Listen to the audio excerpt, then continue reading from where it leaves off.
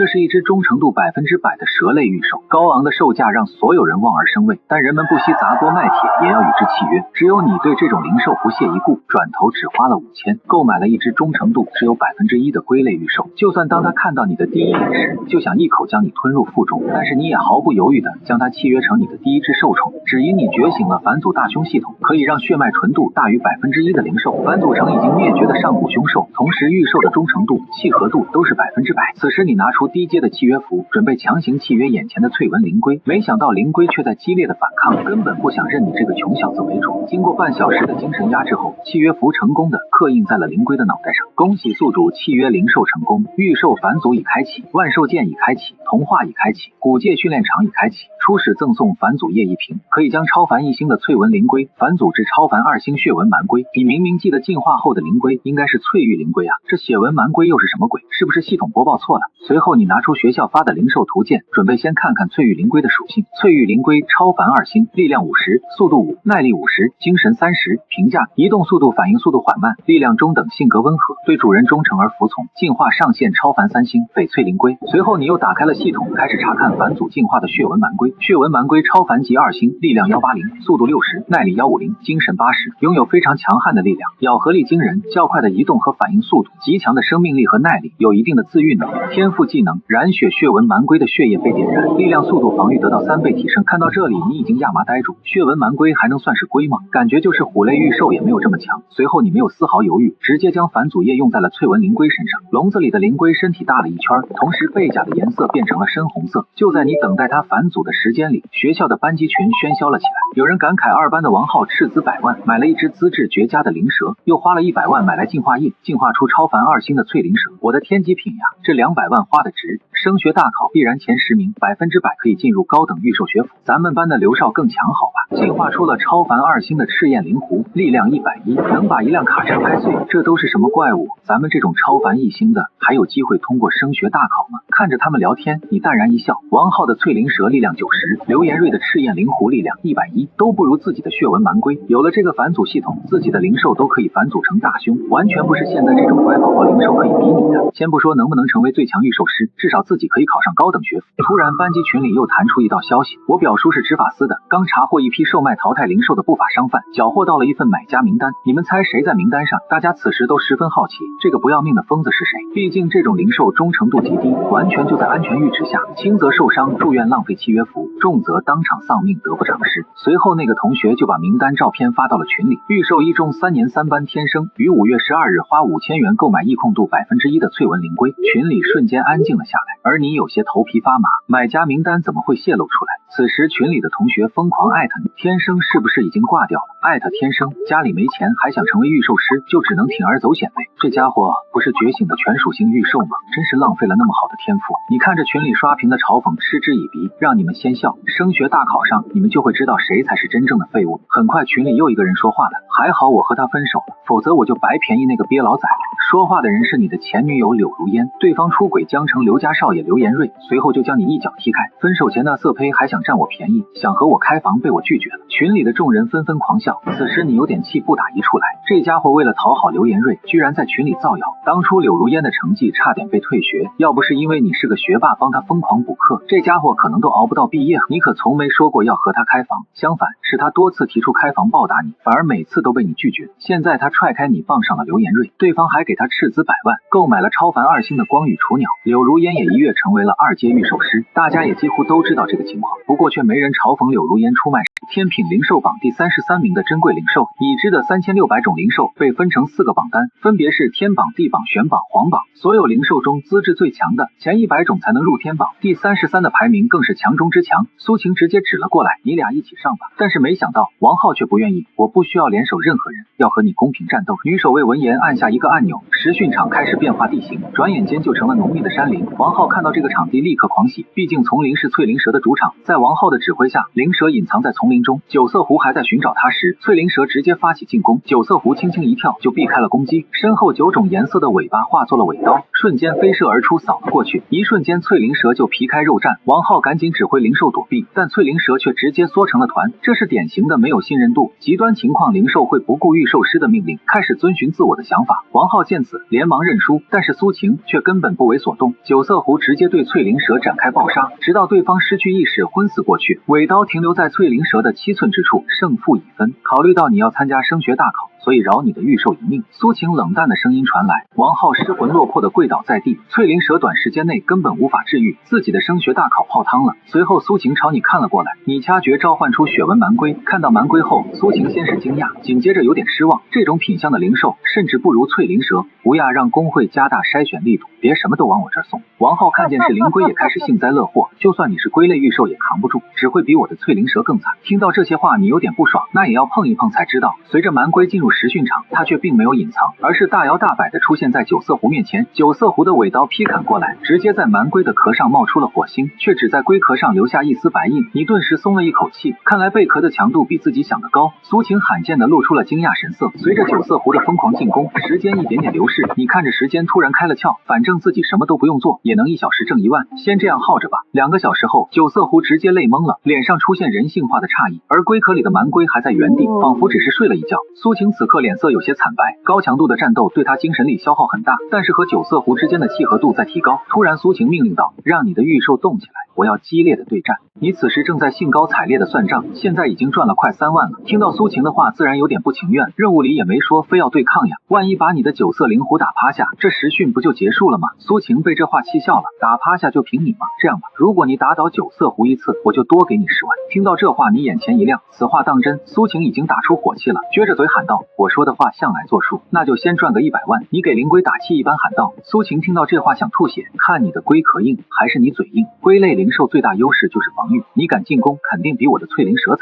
你直接无视对方的话，小可爱。王浩瞬间被气得面红耳赤。此刻场内的血纹蛮龟爬了出来，凶悍外表顿时让苏晴和九色狐为之一振。不知道为什么你的龟类玉兽和普通灵兽有点不同，反而更像是猛兽类型，这就不用管了吧。你微微一笑，九色狐立刻在丛林中穿梭，随着九色狐绕到蛮龟的后方，血纹蛮龟此刻忽然动了，迅速转身朝后方一个撕裂爪击，狠狠地拍向九色狐，瞬间大量火花迸发，同时血纹蛮龟开始狂奔起来，排山倒海的气势瞬间追平九色狐。苏晴和九色狐都懵逼了，这是闪电龟吗？还是自己没睡醒？王浩也吓得张大了嘴巴，这是什么鬼速度？苏晴连忙提醒九色狐，但是为时已晚。当爪子拍到九色狐身上时，对方直接被拍飞，撞断了好几棵树才停下，但血纹蛮龟却根本没停下进攻，直接张开大嘴准备来个狂暴撕咬。九色狐连忙躲开，身后1米多粗的树干被瞬间咬碎。王浩此刻瞠目结舌，这是龟，确定不是披着龟壳的蛮虎。狂暴的攻击给他一种无可匹敌的错觉。此时蛮龟继续对九色狐展开追击，眼看就要再次被追上，苏晴立刻指挥九色狐发动天赋技能附魔之刃，同时九色狐的尾刀上充斥一种红光，火元素的附魔。你立刻反应过来，这九色狐之所以位列天榜，就是因为可以赋能魔法，也就是风火雷电等9种魔法。当尾刀抽打在蛮龟的贝壳上，瞬间落下一个灼烧的痕迹。苏晴看见攻击成功，松了口气。九色狐的附魔是有30%的精神攻击，这种痛苦一般灵兽根本无法承受，都会脱离御兽师的控制。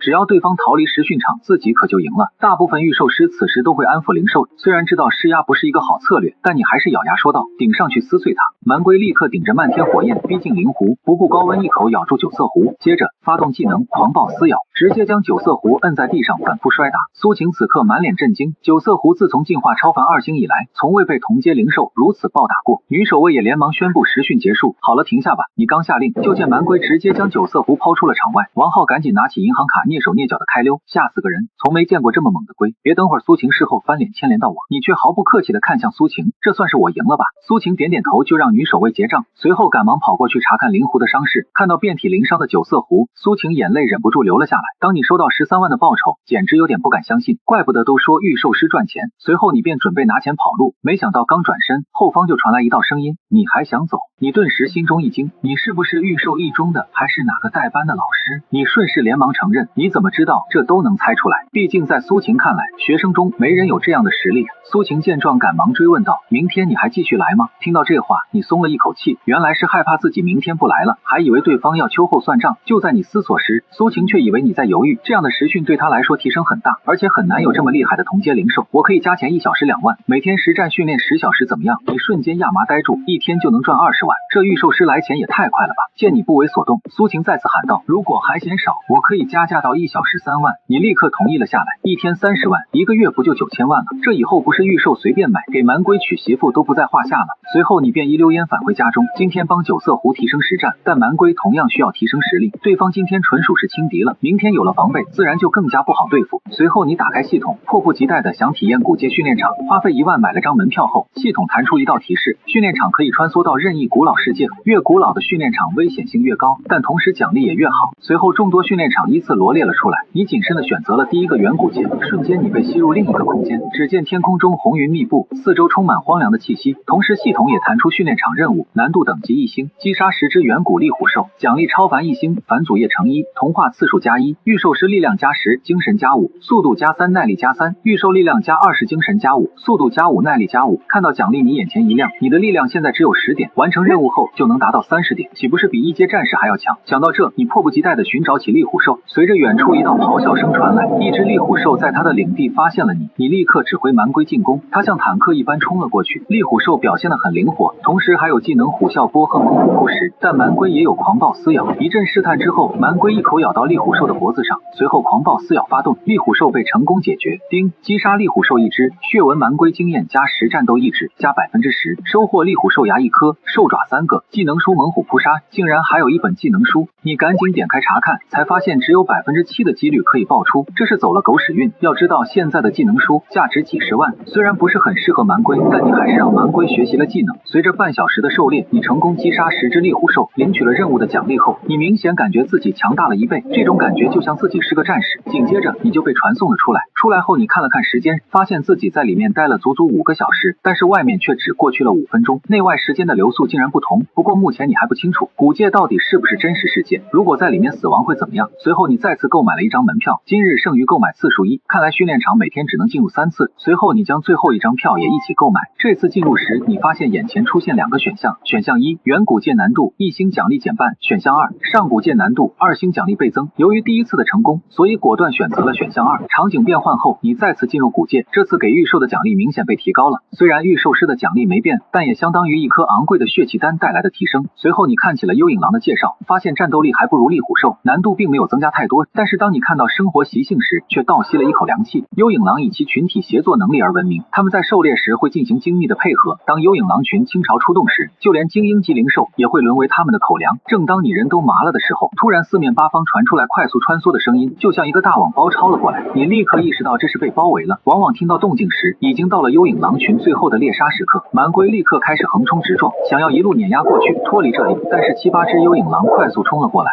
第二天一早，你便来到了庄园。今天的苏晴早早在这等候了，随后就朝你行了一礼。老师，今天的训练拜托你了。随后你俩将灵兽都召唤了出来，瞬间你察觉到了不对，九色狐和昨天不太一样了。虽然还没发动天赋技能，但却有一种火焰的灼热感。九色狐昨天刚学了一本火焰类魔法技能书，你这才恍然大悟，怪不得感觉一天没见就强了不少。心中同时感慨校花真有钱呀，一本魔法技能书可比普通技能书贵多了，而且御兽的技能书并不是让校花此时笑盈盈的开了口。九色狐学习的技能是火斩，听见名字你心中一惊，火斩可是天榜上的魔法技能，威力大的同时价格也贵得离谱，毕竟这是从高等级的灵兽身上提炼出来的，用一本可就少一本的那种，怪不得对方提升如此之大。场上的九色狐还在疯狂抽打蛮龟，因为精神被高密度的摧残，所以此时他根本就动不了。随着你心念一动，直接让蛮龟释放了天赋技能染血，瞬间蛮龟的伤口涌出的气血在身体周围形成血雾。我认输停下，这两道声音几乎同时响起。前一秒无比疯狂的蛮龟，此刻像雕塑一样止住了身形。九色狐在他身下瑟瑟发抖，苏晴的脸色也被吓得毫无血色，这和他想到的结局完全不同。本以为九色狐学完了火斩，可以轻而易举的吊打灵龟，没想到却把灵龟逼得彻底暴走，差点把九色狐干掉。此刻你看着苏晴严肃地问道，我们不是在实战训练吗？何必用上火斩这样的魔法技能？如果这是真实战场，你和九色狐现在都已经死了。苏晴沉默了一会后点点头，我明白了，我只是想赢一次而已，所以不要动用杀手锏，我们先进行常规实战训练如何？只见苏晴点点头答应了下来。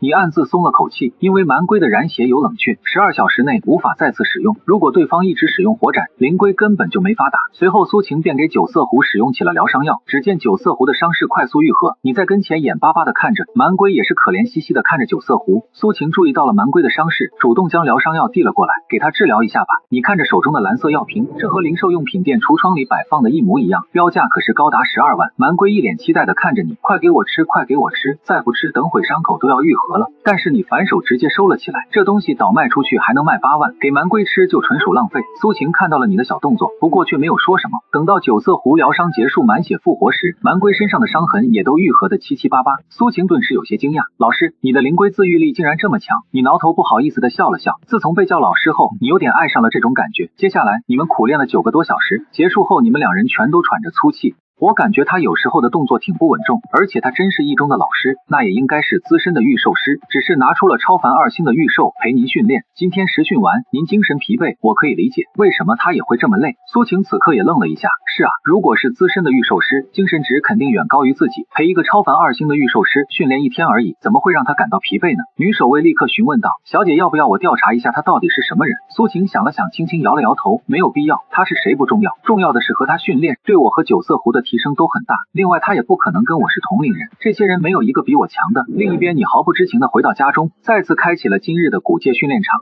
，3次机会你都用到了1星难度的远古界。不过今天的试炼引起了你的深思，古界训练场到底是什么，并不像是虚拟的游戏世界，因为你发现昨天被清空的领地再没刷新猎虎兽，甚至就连昨天的战斗痕迹依然存在，而且还有其他猎虎兽过去查看情况时留下的脚印和痕迹。但同时今天在刷猎虎兽的时候，偶然掉落了一个东西，服从度药剂，可以让御兽的服从度增加3%，只适用于超凡2星级以下的灵兽，这个算是意外之喜，但是对于你而言却根本没用。不知道训练场为什么要掉落这种东西。就在你还没想明白时，手机却突然弹出了一道消息，群里大家正在讨论今天升学大考的规则要改了，往年第3道考核是实战，但是今年却要改成去荒原禁地中和野生的灵兽对抗生存。这个消息无异于晴天霹雳，野生的灵兽实战经验丰富，对于大考的学生根本就是九死一生。其中一个同学突然说了一句话，怪不得今年的实战训练场这么火爆，感觉很多人都提前收到了消息啊。这句话把很多人都给点醒了，但更多人疑惑的是为什么突然更改。有知情的人回复道，因为高等御兽学府上任了新校长，他说不以实战为目标培养御兽师全都是浪费资源，而且还有一个更加重磅的消息，往年大考成功的学生会有移民的资格，今年江城被多分配了几个名额，所以会有大城市的。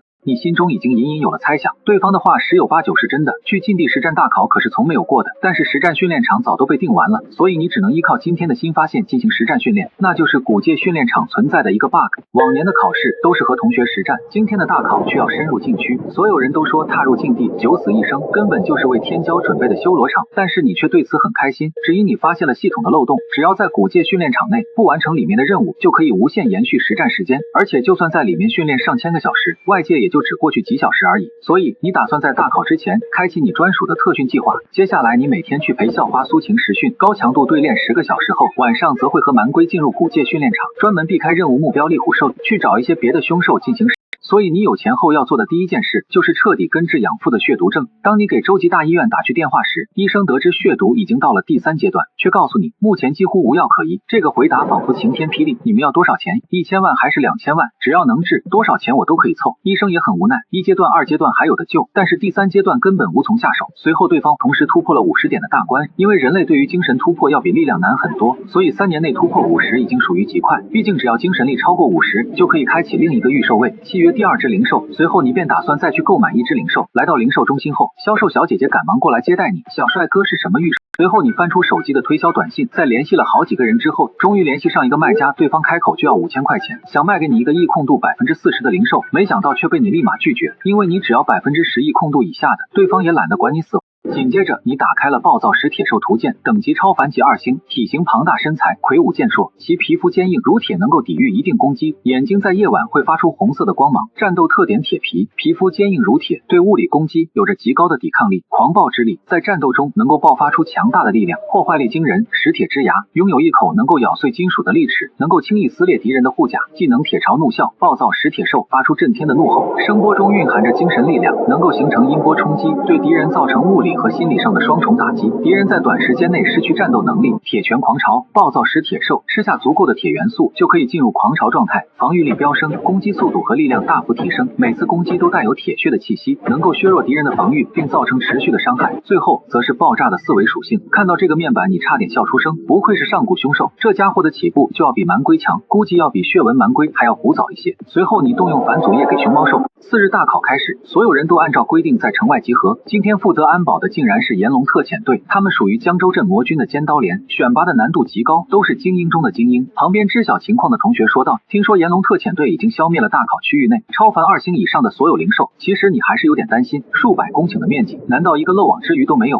很快，校长开始上台，开始为大考的学子们打气。然而校长刚走下去，台上再次上来一名蒙面的考官，不知道你们之中有多少人能活着出来。此话一出，所有学生被一股恐惧笼罩。随后对方拿出一杆旗帜，大考区域内安插了一些旗帜，你们需要7人一组，找到8面旗帜。第一个找到旗帜的队伍全员通过大考，众人立刻哗然，这样的运气成分太大了吧？你也微微拧眉，这可不是运气成分大这么简单，只要预先知道哪里有旗帜，很轻松就可以获得胜利，极度容易作弊。同时那名蒙面领导再次说话，要求1，必须以团队身份完成，个人完成不算成绩。要求2，团队的御兽或者御兽师不能牺牲超过半数，否则算作任务失败，全队失去资格。宣布完大考的规则，学生们开始各自寻找队伍。团队合作第一要务就是要保证团队里的成员最好是强者，强者不仅是靠山也是保障。此时刘延瑞身边已经聚集了一批人，他们都在邀请对方加入团队，但刘延瑞的嘴角却挂着轻蔑的笑容，而你却根本没人愿意组队。毕竟淘汰品灵兽的事已经在全校传开，你被当做了公认的累赘。突然身后传来一道声音：“天生，请你一定要加入我的队伍啊！”只见一个背头少年朝你招手，这就是学校里的万事通王凯旋。此前你买淘汰灵兽也是他泄露出来的。王凯旋有一定号召力，但却没有刘延瑞那么狂，而且对方还是江城最有钱的家族，王家最年轻的一辈。你一脸疑惑的看了过去，什么意思？他身旁的几名队员皱眉问道：“王凯旋，你放着其他人不选，为什么偏偏选这货？他的灵兽可是淘汰品。”王凯旋却根本没有理那几人。我一路走来拒绝了很多人，径直走来可就是为了找你。听到这话，你知道对方并没有恶意，不可能这会跑过来专门恶心你。随后你便点了点头，同意了组队的请求。旁边的方安和却不愿意了，你怎么还邀请他？他那个淘汰品灵兽只会拖累我们。方安和是柳如烟的闺蜜，前面你俩在一起时，对方每次还笑嘻嘻的打招呼，现在对你的态度却180度大转弯。其他3人没说话，但都是赞同方安和的眼神。王凯旋笑呵呵的朝队员说道：“天生兄弟可是大佬，你们懂个屁！王凯旋你怎么说话呢？信不信我让柳如烟男友刘延瑞教训你？”王凯旋的脸上笑容立刻消失，一口一个刘大少，他们组队加你了吗？信不信我现在让你滚出队伍？闻言方安和识趣的闭上了嘴巴，随后王凯旋一把拉住了你的胳膊，走吧，别愣着了，咱们去找下一个队员。下一个找谁？你不禁有些疑惑。王凯旋卖了关子没告诉你，随后便带着你穿越人群，来到了人最多的密集地。隔着人墙，你只看到一个被大家包围的女孩，对方穿着 JK 短裙和外套，精致绝美，让人无法挪开目光。正是校花苏晴。看到刘延瑞也正在邀请苏晴，队员何月月有点没底气，苏晴可是超级大热门，咱们能把她抢到手吗？王凯旋嘿嘿一笑，不试试怎么知道呢？你 cos 老师陪高冷校花实训了1个月，他不仅每天甜甜的喊你老师，还每天给你端茶倒水。你每日沉迷在校花的盛世美颜之中，顺便还从他身上狂赚了千万实训费。没想到王凯旋给你设置了甜蜜的陷阱，大考当天你的身份就被校花发现，但是他却没有找你算账，反而有意将挖苦你的人淘汰出大考。此时你随同小队一起来邀请校花苏晴加入队伍，没成想版本 T1 刘延瑞竟卡在他的身前。苏晴同学相信我，我们小队是你的最优选择。刘延瑞真诚的话语响起，但是苏晴却神情冷漠，似乎在等待着什么。王凯旋见状立刻走了过去，苏晴同学，你不如考虑一下加入我们，我还可以提供一个秘密情报。刘延瑞见状朝你们小队看了过来，见到你也在，他顿时皱起了眉。旁边的柳如烟则是一脸嫌弃的看着你，天生没想到你买只淘汰品灵兽还有胆子参加大考。轻笑一声回怼道，你还记得当时我说的话吗？最好别让我在大考上遇到你。柳如烟被当众威胁直接气炸了，你那翠纹灵龟就算给我煲汤都不要，还妄想和我的光羽鸟对抗。刘延瑞此刻也威胁道，天生你太不走运了，禁地大考上死一批人很正常，你这次必死无疑。众人也都向你投来了同情的目光，你眼神也开始冷冽。你说的有道理，这次大考死一些人的确很正常。刘延瑞和柳如烟顿时感到一阵寒意，苏晴也微微转头看向了你，同时问王凯旋，你真知道他是谁？当然了，我三叔可是江城工会的会长。两人开始了谜语交流，片刻后只见苏晴朝小队走来，他竟然选择了王凯旋的队伍。刘延瑞懵了，周围的众人也都在风中凌乱。苏晴因为见惯了厉虎兽，所以你根本对琉璃虎无感。不过你却有点纠结，石铁兽还没有进化完成，如果召唤出蛮龟，那就要当场露馅。要是让苏晴知道他一直的喊老师的人是你，不拿着砍刀追上你3天3夜。王凯旋看你不出手，有点急了，大佬还不出手吗？我们可是来参加实战大考的。你回头深深的看了王凯旋一眼，这家伙难道真的知道点什么？此时随后王凯旋提议，众人先将灵兽都召唤出来，这样有危险的时候可以及时反应。大家依次召唤出自己的灵兽，方安和的灵兽是星灵蝶，何月的灵兽是迅影豹，余秋瑶的灵兽是绿灵树妖，而且他们都是超凡2星。大家虽然嘴上抱怨太卷了，实际上都在。虽然2只灵兽不相伯仲，但是琉璃虎的数量明显更多，直接把迅影豹近乎分尸了。此时余秋瑶发出惊呼声，3只琉璃虎朝我们冲过来了。他的灵兽是辅助类型的绿灵树妖，根本不擅长战斗。赵志刚的原位也。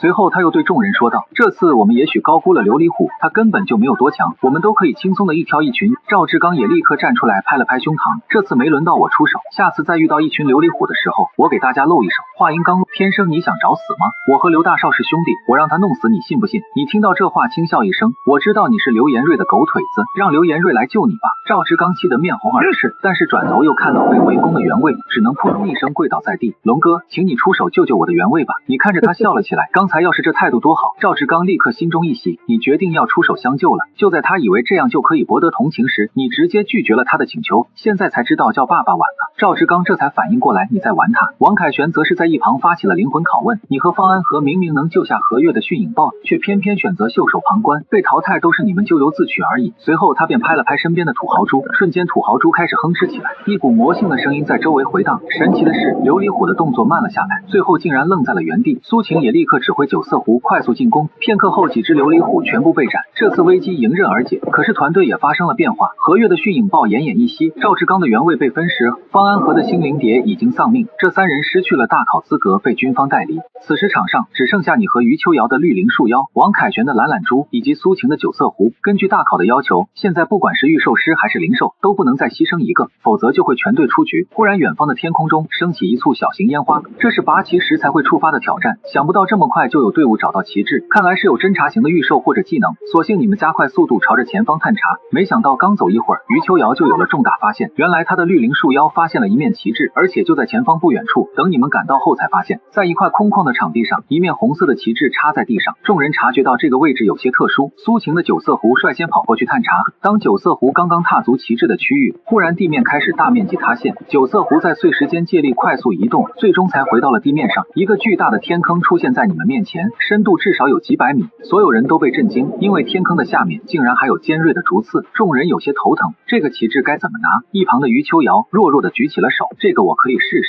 随后便让绿灵树妖扎根在岸边，将枝叶延伸了过去，轻轻卷起了旗帜，拔了出来。余秋瑶则有些疑惑，这个好松，像是被随手插在这里的一样。你们也发现旗帜被拔出后，竟然没有烟花升起。忽然空中传来一声尖锐的叫声，只见一只大鸟从天而降，直接从余秋瑶的手中抢走了旗帜，然后飞到了一棵大树旁。只见那里站着几个人影，赫然就是刘延瑞和柳如烟的小队。对方嗤笑着看了过来，我说什么来着？今年的大考会死一批人，结果你还自投罗网了。你有些惊讶，对方竟然能布置这么大的陷阱。苏晴却开口解释道，开考的这段时间根本不够挖坑，明显是大考之前有人提前布置的，专门留给实力更强的移民生，用来削弱他们远高于本地考生的能力。刘延瑞看到你们竟然识破了陷阱，就准备出手先将你淘汰，但是一旁的柳如烟却要和你单挑叼走旗帜的灵兽，就是他的超凡2星光羽鸟。虽然不是十分擅长战斗，但是解决翠纹灵龟属实是降维打击。随后光羽鸟对你发起了冲锋，锋利的爪子足以割裂铁皮。一群人露出了稳操胜券的笑容，同时质疑柳如烟是不是太认真了，毕竟他们觉得你只有一只超凡1星的翠纹灵龟。柳如烟此时却冷哼了一声，我说过我一定会杀了他。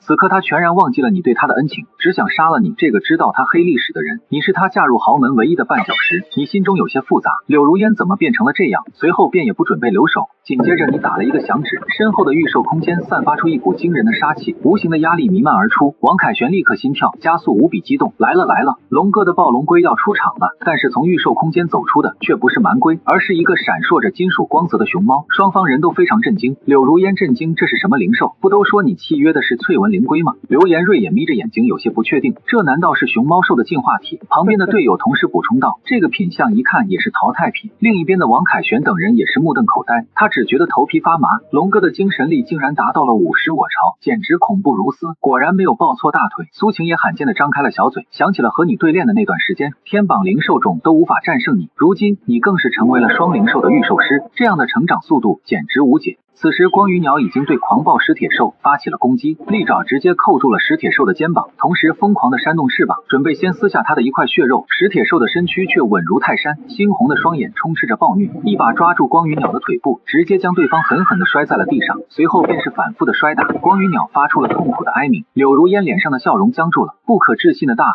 这废物灵兽怎么可能这么强大？光羽鸟，你快杀了这只笨熊猫，200万投资在你身上，难道还比不上5000块买来的淘汰品吗？光羽鸟闻言也是疯狂挣扎，但是因为力量远不如石铁兽，所以还是被死死的抓住。紧接着石铁兽举起肌肉隆起的手臂，直接将光羽鸟撕成2半。柳如烟瞬间如遭雷击，同时恶狠狠地看着你，天生我和你没完。他的狠话还没说完，只见石铁兽竟然直接将光羽鸟扔进了大嘴，2口便嚼碎咽到了肚里，顺便吐出了几根羽毛。柳如烟的狠话瞬间被憋了回去，所有人只觉得后背发凉。王凯旋几人也都是倒吸一口冷气，虽说灵兽相识很正常，但是这熊猫兽怎么吃出了一股反派的感觉？你走上前踹了石铁兽一脚，让你吃了吗？这个作死的举动让众人心提到了嗓子眼。众所周知，刚嗜血的灵兽处于失控期，此时刺激灵兽会很危险。对面的刘延瑞也露出了玩味笑容，仿佛看到了你被熊猫兽噬主的场面。王凯旋和余秋瑶也都用手挡住了眼睛，但是石铁兽却抬起了爪子，摸了摸后脑勺，裂开嘴露出一个傻笑。众人全都傻了眼，这么凶残的灵兽在你面前竟然这么乖巧，他们不敢想你和灵兽的契合度到底有多高。此时你直面走向刘延瑞，你这个陷阱差点害死我们，怎么也得有个说法吧？刘延瑞脸色阴沉了几分，不过是杀了一只不擅长战斗的光羽鸟，你就敢如此自傲的直面我？一旁的张莽主动请缨，刘少不必和他废话，我来杀了他。随后对方便召唤出一只巨大猿魔，瞬间就朝你冲了过来。石铁兽和对方撞击在了一起，两只灵兽野蛮的进行轰击。随后众人就觉得有些不对劲，猿魔的力量可是高达180点，怎么会和熊猫兽打得旗鼓相当？张莽眼看一时之间难分胜负，为了面子直接让猿魔佩戴装备，旁边的人立刻阻止，你疯了，如果被巡考发现，你直接会被判定为作弊。没想到刘延瑞却让张莽不用担心，巡考来了，我替你解释。有刘延瑞在背后撑腰，张莽直接将装备丢给了猿魔。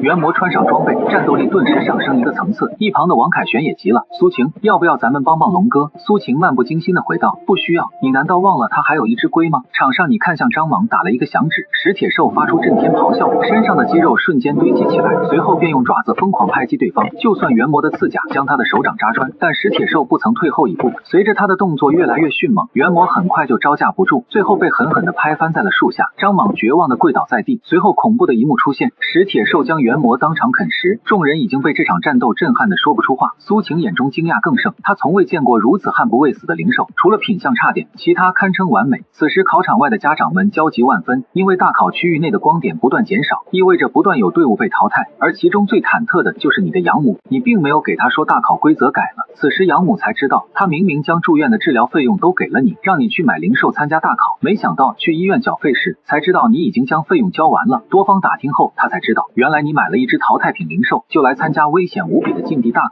看着养母流泪，身边一个贵妇人不由嗤笑道，说了让你们放弃不切实际的幻想，没想到他竟然还敢参加大考，那我就只能略施小计了。养母回头看去，此人正是镇魔大将军龙振邦的夫人，她也是你的后妈，只因你本是镇魔大将军的私生子，因为身份得不到认可，所以被抛弃在这个边陲小镇，还好养父母好心的收留了你。而龙振邦的老婆为了不让你回到龙家，竟然在大考中安排了移民生对付你。养母听到对方派出了大城市的天骄，顿时一股惊悚的感觉涌上心头，天生危险了。此时你正准备清算刘延瑞，没想到远处却突然传来了嗡嗡声，旁边的人立刻喊道，刘哥巡考马上就来了，咱们赶紧溜吧。刘延瑞闻言立刻和你拉出距离，随后放出狠话，天生千万别轻易被淘汰，大考最后我会亲自来收拾你。随后便和其他人快速离开，你并没有阻拦，而是和小队的人一起开溜。随后王凯旋追上你问道，龙哥，咱们为啥也要跑啊？你白了他一眼，这么大个陷阱留在这，你要怎么解释？这陷阱虽然是大考默许的，但前提是不能落到巡考手里。王凯旋则是一脸可惜，刘延瑞小队的3面旗帜都没抢到，这样下去后面只会越来越难。所幸小队加快了探寻旗帜的速度，在搜寻了一段时间后，你们终于找到了一面旗帜。随着烟花在空中炸开，王凯旋骂骂咧咧地将旗帜收起，咱们赶紧走，否则别的队伍闻到味就来了。就在众人准备离开时，苏晴却站在原地看着前方，只见他指了指前方，老师那边有人，你没察觉到吗？忽然你全身汗毛都竖了起来，苏晴竟然叫你老师，这个称呼已经好久没听过了，这是要开始翻旧账了。随后你小心翼翼地看了苏晴一眼，只见对方正一脸幽怨地盯着你。苏晴同学，你太客气了，以后就不用叫我老师了吧？苏晴眨巴眨巴大眼睛，一脸无辜，为什么呀老师？此时你是一边心虚一边暗爽，毕竟没有谁能拒绝，又欲又奶的大校花喊自己老师。王凯旋此时从一边凑了过来，你俩这爱好挺小众呀，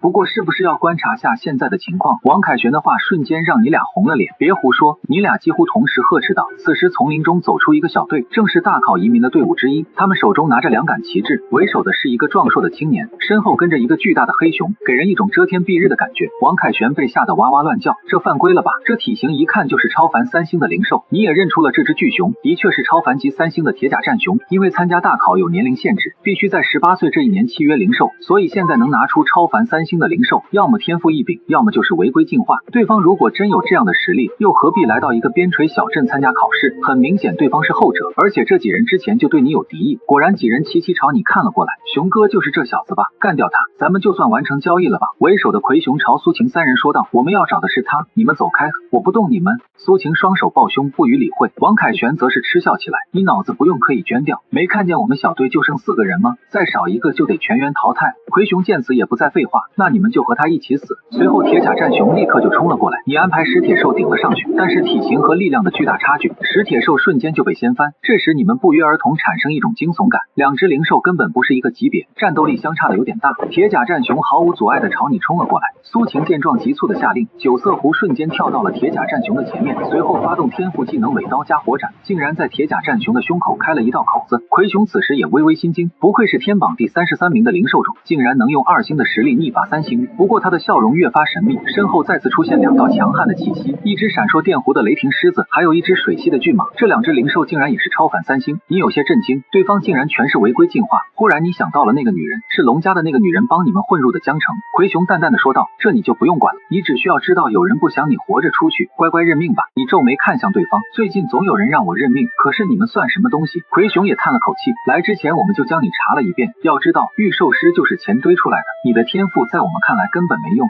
现在除了等死什么都做不了。话音刚落，只听见一阵嘎吱嘎吱的声音，众人扭头看向声音来源，只见石铁兽趴在战熊的背上，正在疯狂的啃食战熊的背甲。你只感觉石铁兽的力量正在快速飙升，逐渐进入一个更加狂暴的状态。魁雄立刻指挥战熊把石铁兽甩下去，但是石铁兽的爪子死死的扣住战熊，呲着牙露出了瘆人的笑容，继续疯狂的啃食对方身上的护甲，同时铁拳狂潮发动，全力压制战熊。要知道，正是铁甲赋予了战熊强大的防御，即使是大型穿甲弹都无法击穿。不过铁甲战熊的皮毛防御并不强，几十秒的时间，战熊的背甲被啃食殆尽。魁雄再也无法淡定，快点拦住那只笨熊，不能让它继续吃了。但是一切已经为时已晚，石铁兽已经具备了狂暴的条件，身上的肌肉发达的不像话。铁拳狂潮发动的瞬间，每一拳都锤向铁甲战熊的脊背，因为没有钢铁的保护，战熊被锤得皮开肉绽，体型都被生生锤弯了过去。随着拳拳到肉的攻击越来越多，铁甲战熊被彻底锤倒在地，10几米的身体轰然倒下。魁雄不敢置信地看着前方，他进入高等御兽学府的梦破灭了。可将军夫人不是说龙天生的灵兽是一只淘汰品吗？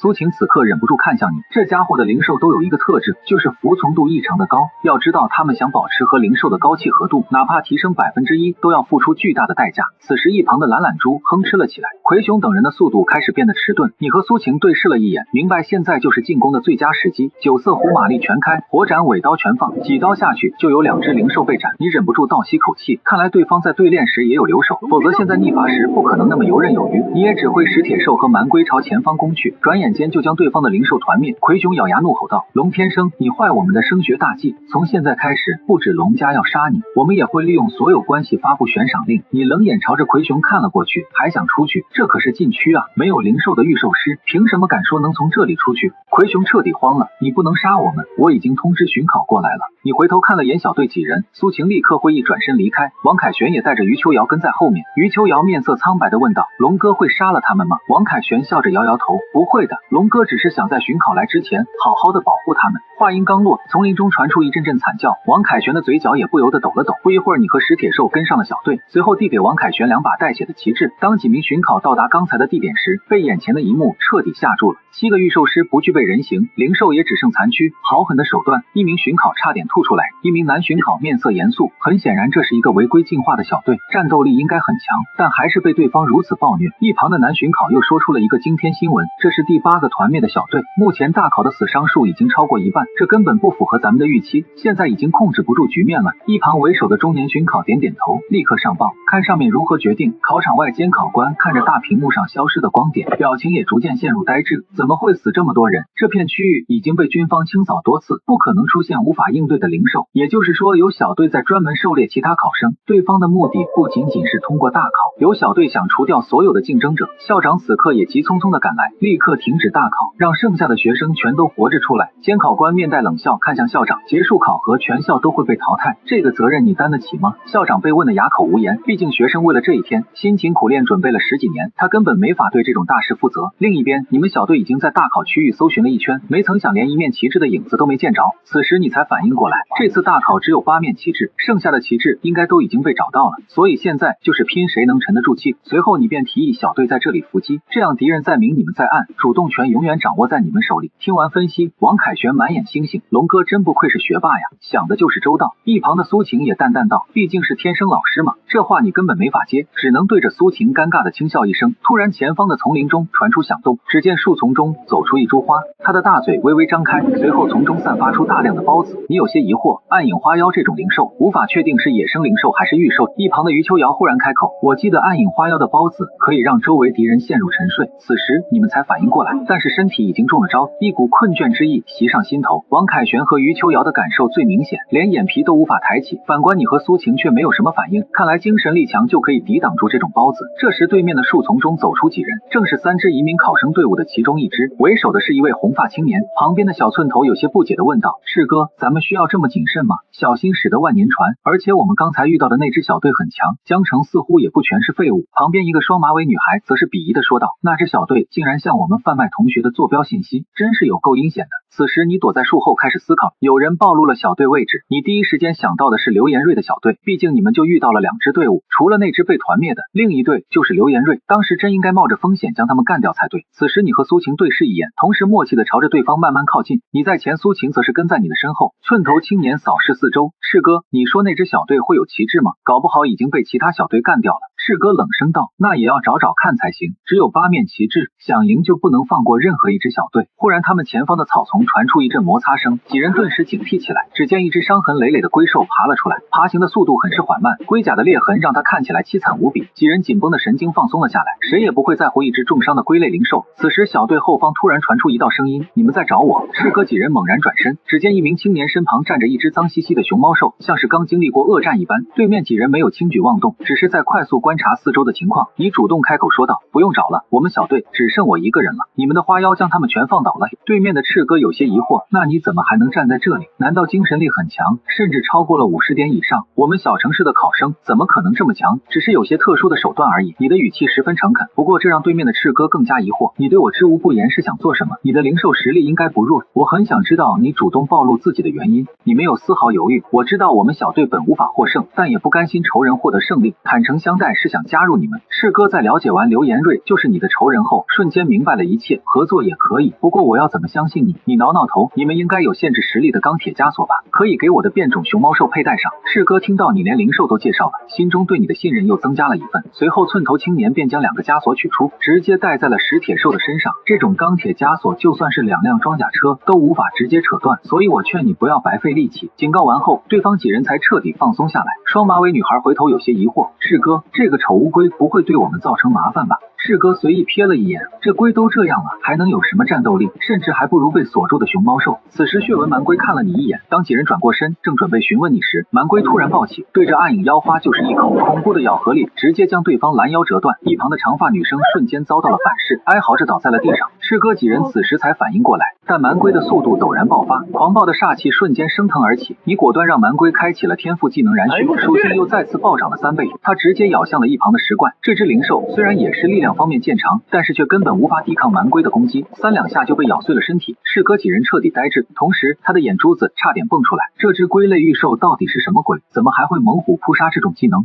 双马尾女孩第一时间反应过来，她的独角兽瞬间将蛮龟顶飞几米。你深深的看了一眼对方，选榜排名27的独角兽，这女孩的身份恐怕不简单。此时对方终于反应过来，赤戈的炎翼火狮瞬间扑杀过来，马尾女孩的独角兽也快速逼近。突然一道火光从后方爆射而出，精准的斩向了独角兽，独角兽瞬间避开了致命的一击，但是随之而来的尾刀根本让他无法躲避，只能用全身最坚固的独角应对，没想到却在瞬间崩断。双马尾女孩脸色骤变，赤戈几人震惊了，苏晴完美的容颜外加天榜灵兽，这可不像是江城这种小地方的土著。赤戈极力保持着冷静分析眼前情况，我们还是占据优势，对方只有2只灵兽而已，熊猫兽可是被钢铁枷锁限制了。结果转头的瞬间，他差点爆出粗口，只见石铁兽正在大吃特吃，当最后一块钢铁进入他的大嘴，此时的局面变成了3比4。反观你和苏晴的灵兽明显更强，赤戈此时肠子都悔青了，随后赶忙说道：等一下，其实我们也没仇，无非就是争夺旗帜而已，咱们拼杀不见得谁能占到便宜，这样我们2面旗帜送给你们。刘延瑞那狗东西想利用我们借刀杀人，这事我得找他给我个交代。你虽然有些意外，不过对方的话的确在理，经历一场恶战对谁都不好，随后便同意了下来。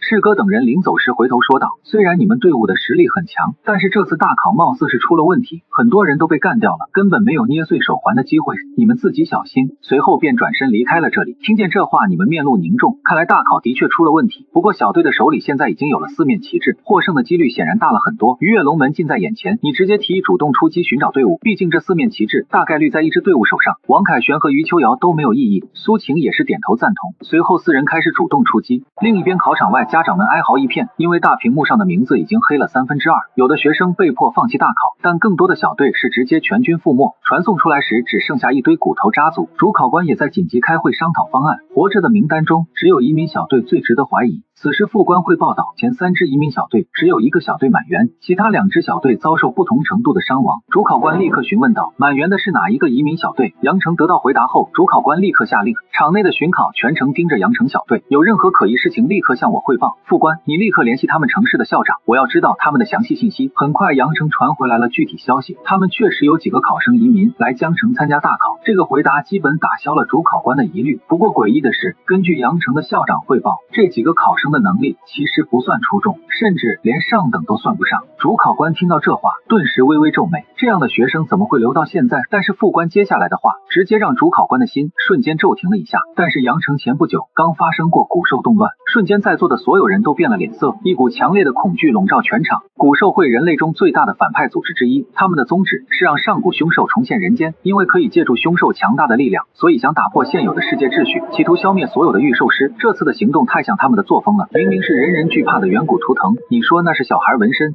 呲牙咧嘴的上古凶兽，你却非说这是圈养的家禽，而你只是随手灭了一对精神小伙。考官却说他们属于阳城的顶级小队。此时你们4人决定主动出击夺取旗帜，没想到搜寻了1天1夜后，竟然没有碰到一个队伍，只找到了一个战斗过的场地。等到你们靠近时，才惊恐的发现这里遍布灵兽的尸体，甚至还有御兽师被吃剩下的残躯。而你们也终于认了出来，他们赫然就是分别不久的赤戈小队。王凯旋提议抓紧离开这里。突然前方出现一个巡考，发现你们后朝着你们走来，并询问是否见过阳城小队。你们赶紧表示没见过，便快速离开。刚走2步，你才想起当初主考官讲述的规则，巡考不会主动与考生交流，而且刚才他的眼神明显不对劲，难道巡考是被买通了？另一边，这名巡考望着你们离开的方向，拿出对讲机，说出一个坐标，这是个4人小队，身上有旗帜。素来你们在林中继续寻找旗帜的下落，接着又遇见了一组小队，靠近一看，原来是老同学周彤的队伍。王凯旋上前询问起了他们的情况，周彤神情明显慌张。就在刚才，我们看到阳城小队和另一队厮杀，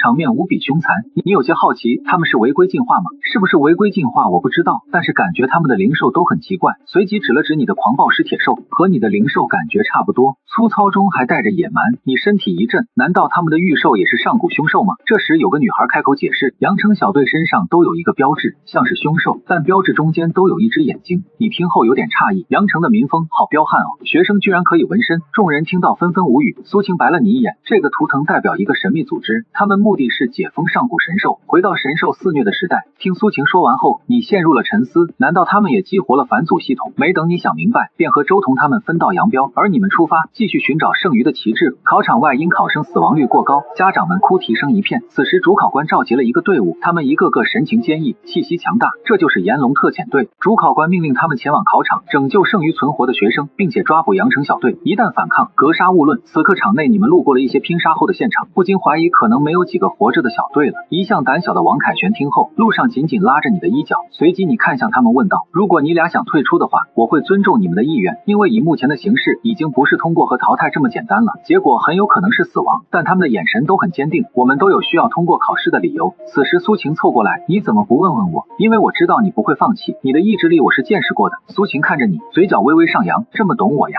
当你还沉浸在这种暧昧气氛时，远处出现几个人影，他们衣服上还残留着未干的血迹，慢慢的向你们走来。为首的是个高大魁梧的男人，浑身上下散发着强大的压迫感，他头顶上空盘旋着一个巨大的鹰兽，眼睛闪烁血红色的光，身后站着一位紫色长袍的女子，她的灵兽是只巨大的蜘蛛。另一个青年男子身着铠甲，他抬起头，仿佛在接收信号，随即一只黑色的蝙蝠飞来，给其他人传达着什么信息。此时你故作镇静，大喊道，想必你们就是阳城小队吧？终于还是遇到了。紫色长袍女轻蔑一笑，你们跑得还是挺快的嘛，但终究还是难逃一死。你带着怒意看着对方，就是你们在大考中滥杀考生。铠甲青年抱着双臂回复，是我们，那又怎么样？你咬了咬牙，等会儿你就知道了。话还没说完，苏晴忽然出手，九色狐鬼魅的身影闪过，尾刀上闪烁着白色雷霆，瞬间撕裂了蝙蝠的一条翅膀。阳城小队还没反应过来，你就立刻让狂暴石铁兽冲了过去。见状，铠甲青年立即召唤出了上古巨蛇，和石铁兽进行对抗。结果狂暴石铁兽刚跑过去，就被巨蛇直接缠绕，瞬间巨蛇开始缩紧，石铁兽被迫开启战斗，天赋铁皮，身上的肌肉顿时如钢铁一般，全力抵抗巨蛇的死亡缠绕。此时你喊了苏晴一声，苏晴也明白了你的意思，随即让九色狐一刀斩了过去，远古巨蛇瞬间被斩成了两段，全场鸦雀无声。王凯旋目瞪口呆，这俩人简直太有配合了，一眨眼居然就重伤对方两只灵兽。阳城小队几人也懵了，才刚照面就伤亡了两只灵兽。队长魁梧男大喊，大家不要掉以轻心，集中火力先干掉九色狐。紫袍女子轻笑了一声，紧接着瞳孔变得血红，随后毒蜘蛛露出了尖锐的獠牙，吐出大量的蛛丝，附带着强烈的腐蚀性，周围弥漫着白色的烟雾，腐蚀的气息让你们眼睛都睁不开，导致你们的战斗力下降了一大截。余秋瑶见此情形，随即让绿林树妖落地生根，在众人头顶撑开一片林荫，净化了空气中的腐蚀物质。他作为一位辅助型御兽师，终于派上了用场。此时狂暴石铁兽拔起一棵树，瞬间用爪子将树干削尖，大步流星的冲了过去，直接将树干插进了蜘蛛的吐丝处。毒蜘蛛发出了一声哀嚎，九色狐也立刻跟上，没想到尾刀斩下去的瞬间却被猪牙挡住了。紫袍女子冷笑道，狐狸尾巴的刀可不一定比蜘蛛的牙尖硬哦。但紧接着另一道电闪雷鸣的火光从九色狐的身后出现，一刀又劈了过去，瞬间蜘蛛的头被劈碎。阳城小队此时害怕了，结果怎么和他们预料的不一样？这个小队实力变态，快撤退！但他们一回头就看见一只龟挡在他们面前，队长骂骂咧咧，这死龟又是哪来的？猎石雕给我击碎它！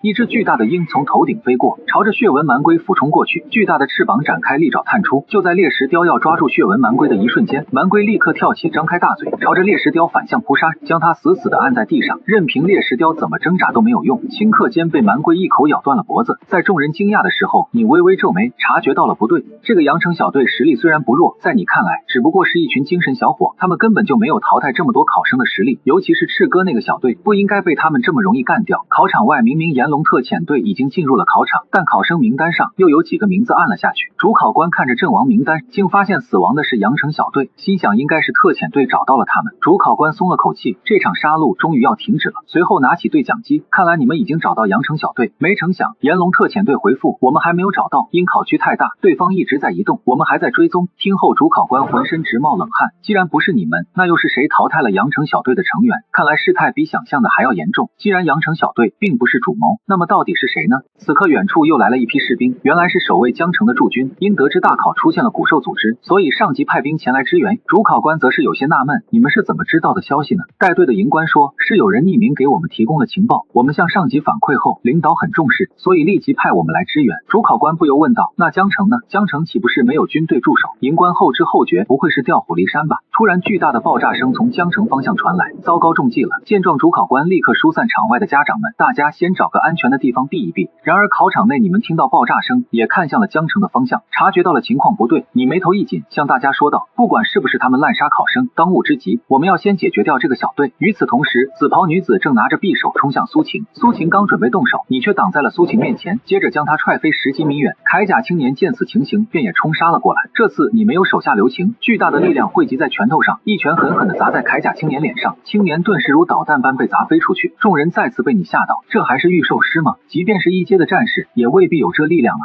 此时他们剩余队员已经放弃战斗，正在疯狂逃窜，哪料身后的血纹蛮龟犹如战车一般追了上来，但相比之下，更快的是9色虎尾刀一闪而过，就看到逃窜的队员尸首分离，场面顿时安静了下来。阳城小队团灭至此，手环上的屏幕显示只剩2队存活，是你们和刘延瑞小队。按照大考的录入标准，你们已经被录取了。王凯旋揉了揉眼睛，我们终于可以进入高等御兽学府了。余秋瑶也上前表示感谢。话音刚落，只见林中几道黑影向你们跑来，你第一时间就认出了他们，是炎龙特遣队。你们已经通过了大考，现在请立刻撤出考场，但是不要返回江城。你不禁疑惑，为什么？难道是出什么事了吗？特遣队看向你们说道：江城被袭击了，等待事件结束，城内安全后，你们再回去。一瞬间你大脑空白，想到养父还在江城医院躺着，你立刻召唤狂暴石铁兽冲出考场，只想以最快的速度赶到养父母身边。此刻的你大概明白了，一切都是一场蓄谋已久的行动。在你得知江城的情况后，立刻想起还在医院的养父，你不敢耽误，骑着狂暴石铁兽就朝着城中赶去。路上你给养父母打电话，却没人接，显然江城的秩序已经完全混乱。你刚进城就发现城里已经乱成了一锅粥，平日里乖巧听话的灵兽，现在红着眼睛到处攻击人类。期间几只发狂的灵兽扑向了你，但都被狂暴石铁兽就地解决。当你赶到养父所在的医院时，大门已经降下，然而外面的灵兽在不断的冲击着铁门，片刻后就将铁门撞开，无数发狂的灵兽冲进医院，惨叫和求救声不断从里面传出。此时病房内，养母搀扶着养父，刚想要离开，没成想走廊中一道身影快速飞过，撞击到了走廊的另一端。刚才还疏散人群的护士小姐当场被杀。只见楼道里走上来一只体型庞大的老鼠，2星灵兽利齿鼠，因为速度敏捷更加灵活，所以它最快到达这里。这层楼的病人和家属已经彻底绝望，养父赶紧将养母拉了回来，两人快速爬到了床顶。隔壁的病房挨个传来痛苦的嘶吼，同时还有骨头被嚼碎的声音。就在养父母瑟瑟发抖之时，突然病房的门直接被拍飞，利齿鼠最终还是找到了这里。此时养父站了出来，他要主动送死，保妻子一命。一把锈迹斑斑的短剑被拔出，他将血液抹到断剑之上，断剑瞬间爆发强大的气息。养母在一旁苦苦哀求：林长风，你现在不能这样，会死的。利齿鼠眼中带着不屑，明摆着想把两人全都吃掉。忽然一股强大的力量袭来，直接将利齿鼠轰飞出去。养父母顿时愣住，难道有人来救他们了？但是没想到眼前出现一只更加恐怖的猛兽，红色的眼睛和熊猫兽截然不同，身上散发着狂暴和凶悍的气息。此时你忽然将脑袋探出：爸妈，你们没事吧？见到你突然冒出来，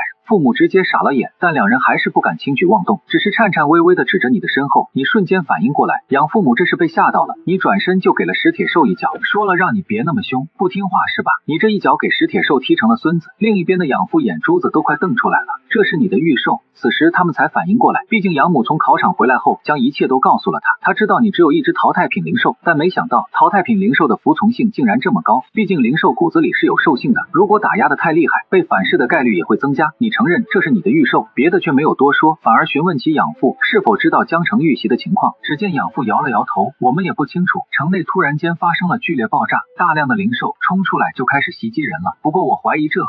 说到这他却再没说下去。你也顾不得这么多，首要任务就是先将医院内的灵兽清理掉，接着你留下石铁兽在这层楼镇守，随后便准备去1楼看住医院大门。养父赶紧把你喊住，你把御兽留在这里还拿什么战斗？你回头笑了笑，立刻召唤出了血纹蛮龟，瞬间周围出现了浓郁的血气，蛮龟的气势直接压了石铁兽一头。养父母差点惊掉下巴，你怎么可能拥有2只御兽？大考阶段一只超凡2星的灵兽就已经很强了，而你却一只比一只强。你没有过多解释，立刻开溜，这些东西是自己的底牌，不能暴露。如果古兽会也在寻找复苏上古凶兽的办法，那你很可能会成为目标，所以现在不能让任何人知道你的底牌。很快1楼的灵兽被你清理干净，周围的病人都对你投来了感激的目光。此时炎龙特遣队也赶了过来，见到周围一地的灵兽尸体，他们顿时惊讶不已。有人发现了是你这个大考第1名，一个风姿卓越的女队员笑道：同学，等你从高等御兽学府毕业，要不要加入我们炎龙特遣队？周围众人立刻睁大眼睛，满脸羡慕，毕竟这是所有人想都不敢想的目标。标，但你却神情平淡地反问道：加入你们有什么用？你们连个江城都保护不了。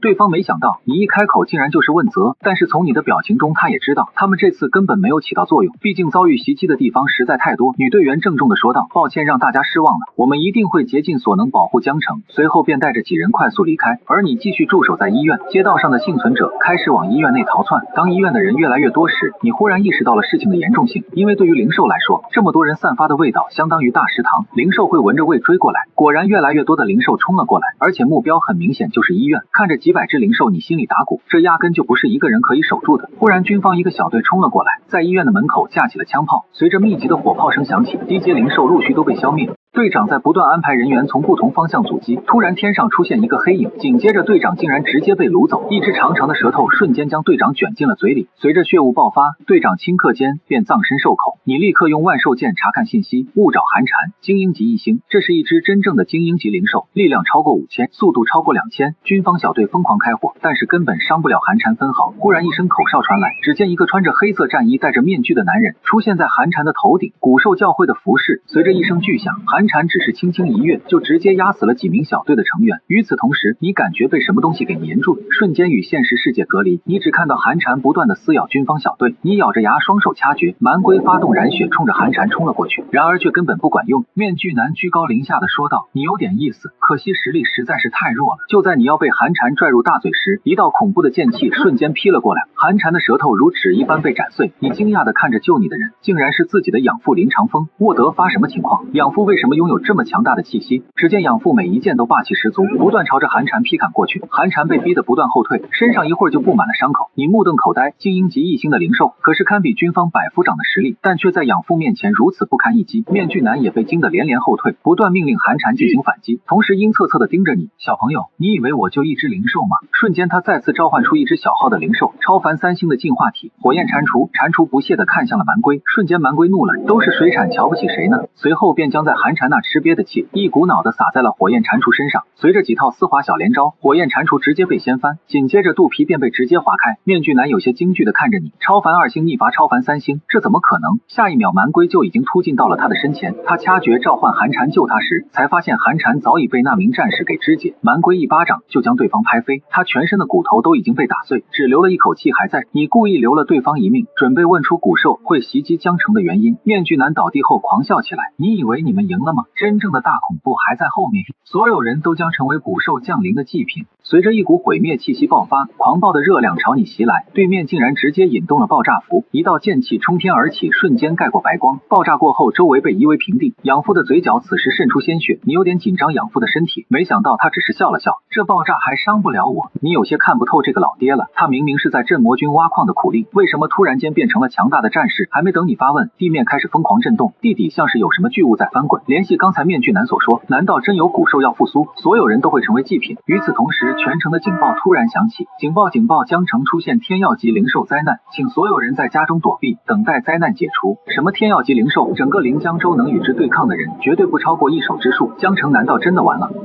对面养父的表情有些凝重，你留在医院保护你妈，我去那边看看。说完身影便快速消失。没办法，你只能来到医院门口继续守护。片刻后，一个巨大的黑影从城中拔地而起，只见那是一棵参天古树，树干上挂满了江城百姓，他们面色惨白，全身干瘪。没等你从震撼中回过神，远处冲来一群执法司的人员，让你们赶紧前往附近避难所躲避。然而当你再次回头时，只见一道恐怖的剑影冲天而起，和巨大的天耀级古树撞在了一起。那是老爸的剑，他这是要和天耀级妖兽对抗吗？老妈只是轻轻点了点头，你爸决定的事情从未改变过，咱们在避难所躲好就行，剩下的事情你爸和军队会处理好的。你感觉养母似乎知道什么，但是你根本插手不了这个级别的战斗。为了接下来更好的保护养母，你打算进入古界训练场提升实力。随后你便打开面板，选择了幽影狼所在的2星古界任务，击杀幽影狼30只。随后你召唤出2只灵兽，蛮龟在前面开道，石铁兽则在后方保护你。毕竟幽影狼是团队作战，为了磨练石铁兽，你让他独自对战7、8只幽影狼，蛮龟龟则在一旁略阵，在消灭到第15只时，石铁兽体力不支，轰然倒地，而蛮龟接着清理剩余的幽影狼。任务完成，你不光获得返祖叶同化次数，亮一也惊讶地发现，2只灵兽的属性奖励竟然是独立的。随着你的力量增加了10点，来到惊人的160点，比一般的超凡2星灵兽还要强。由于通关了2星古剑，训练场中开启了更高级别的传说难度。传说难度奖励传说级返祖叶，这是给蛮龟升级的必需品。同时副本内还有天赋技能和装备，你咬着牙花费100万购买入场卷。当你刚进入副本，就发现这里是炽热的沙漠，而且面前竟然同时弹出2个任务。任务1：击杀50只超凡2星岩精魔蝎。任务2：击杀精英级岩精蝎后，奖励随机岩精装备。在你搜寻一番后，就找到了蝎群。只是片刻，蛮龟便击杀了60只魔蝎，同时暴怒的蝎后也找了过来，顷刻间便锁定了你。即便是蛮龟开启染血，拼尽全力，也在瞬间就被掀翻。卧槽了，怪不得感觉50只魔蝎这么简单，原来最难的是任务2。这时系统提示响起，检测到精英级凶兽，是否启用雇佣兽？你没有时间查看说明，直接点击开启。原来这个功能可以让你在古界中击杀的灵兽充当你的打手，雇佣兽的数量就是你消灭灵兽的数量。看着面板上几千只猎齿虎和猎虎兽，消灭岩精蝎后不是手到擒来，但是紧接着你就发现这狗系统坑人，召唤雇佣兽竟然需要花钱，召唤一次就需要100万，而且只能战斗10分钟。如果雇佣兽战死，则可以顺延下一只，也就是说，只要灵兽足够多，死的足够快，10分钟可以将全部雇佣兽都放出去车轮战。你没有犹豫启用了兽海战术，更是花了300万，同时召唤3只猎齿虎进行消耗。在损失了1000多只猎齿虎后，岩精蝎后终于力竭，蛮龟和石铁兽抓住机会快速进攻。几分钟后任务完成，2只灵兽的属性有了小幅增强，你的力量也来到了180点，完全超越2阶战士。同时你捡到一本御兽技能书，嗜热岩甲防御技能，适用于体表有甲壳的御兽，可以将体内的火焰与甲壳融合，转化为一层炽热的岩甲，极大的增强自身防御，并附带一定的灼伤攻击效果。看到这不禁兴奋起来，这不就是给蛮龟贴身打造的吗？接着你便看向了任务2的奖励，岩灵蝎尾刃，这是蝎后的蝎尾转化成的武器，只能给御兽佩戴。你考虑片刻后再次丢给了蛮龟，然而便再次挑战传说级古界，没想到一番征战后，其他奖励都没变，任务2的随机装备竟然还是蝎尾。这次你将装备丢给了石铁兽。退出古界后，你就听到了争吵的声音，只见养母愤怒地指着前方，凭什么不给我们物资？只见对方是江城后勤司的工作人员，而且还是你的前女友柳如烟。要怪就怪你的儿子龙天生，今天就算你说破天，也不可能将物资给你们这种底层废物。他的话引起了周围人的不满，但是大家都是敢怒不敢言，毕竟后勤司可是掌管物资的人。只见柳如烟将一堆物资给到他妈，女人立刻得意地看了一眼养母，我女儿可是很省心的，还没毕业就被后勤司给内定了。大家都投去了羡慕的眼光，还有人拍马屁道，那可真是天之骄子，您后半辈子可就享清福了。养母握着拳头有些愤怒，竟直接将物资抢过来几包。发放物资的壮汉立刻抓起养母的手，白丽丽也同时一巴掌朝着养母打去。此时你挡在了养母身前，柳如烟刚想开口教训，却突然看到是你，龙天生，你竟然没死。他的声音被吓到尖锐，虽然他在大考中很早就被淘汰，但也知道这次大考犹如绞肉机，于是觉得你也是必死无疑，但没想到你竟然还活着。你没有说话，一巴掌就将柳如烟抽翻。一旁的壮汉赵商江见状，瞬间爆发强大气息，众人被这气势吓得连连后退，竟然是3阶的力量型战士，在江城3阶就属于是准一线，我看这对母子绝对要惨了。众人议论纷纷，赵商江声音响起，给你们一个机会，离开避难所就绕你们一命，否则死。你当场就被气笑了，你们算什么东西？避难所是国家建设的，物资也是国家安排的，你一个发放物资的人竟然狐假虎威，避难所是你家开的呀？柳如烟看你这么刚，有些幸灾乐祸，龙天生要倒大霉了。果然赵商江不语，只是一拳轰来，你退后了半步便挡了下来，对面这才反应过来，我说你怎么这么狂，感情是个2阶战士。一旁的柳如烟露出了疑色，他不是2阶的御兽师吗？正当他想将这个情报告诉赵商江时，只见赵商江已经再次出手，这一拳带着金光朝你砸来，一旁执法司的彻底坐不住了。赵商江，为什么对大考生使用技能？你眼中闪过一抹厉色，身后出现一个御兽空间，气息凶悍的蛮龟走了出来，尾部还长着巨大的蝎尾。随着炽热岩甲发动，对方一拳轰在蛮龟的背甲上，众人都觉得乌龟要惨了，没想到赵商江却发出了凄厉的惨叫，他的手被烫掉了一层皮，还没等他反应，巨大的蝎尾便直接甩了过来，将他直接拍飞出去。等他刚站起来，锋利的蝎尾已经悬在他的面前，他的胸口瞬间被烧穿。此时他再也不敢轻举妄动，全场一片寂静。这个大考生居然完虐了3阶战士。其实最震惊的是你自己，被古界训练场锤炼后，你突然发现3阶战士真的好菜啊！在强大的压迫感下，赵商江赶紧认错，我错了，再也不敢了。你让蛮龟用蝎尾抵着他的胸口，错在哪儿了？